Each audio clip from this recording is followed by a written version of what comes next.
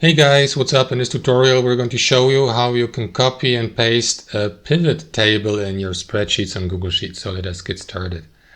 So guys, navigate to your document or table, and let's assume you have converted a table like this into a pivot table. If you don't know how to do this, guys, highlight the range of the data like the table.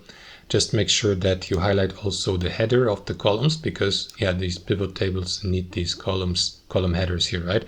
So highlight the entire area, then navigate to insert and click into pivot table. I've already done that, so I've converted it into these two columns into that pivot table. So it works actually the same way as copying other tables. What you need to do, guys, is click into that drop-down menu of the given tab or sheet here at the bottom, hover mouse over copy to, and then select a new spreadsheet or existing spreadsheet, select new spreadsheet, click into open, and that's your pivot table in a completely new document. That's how it works.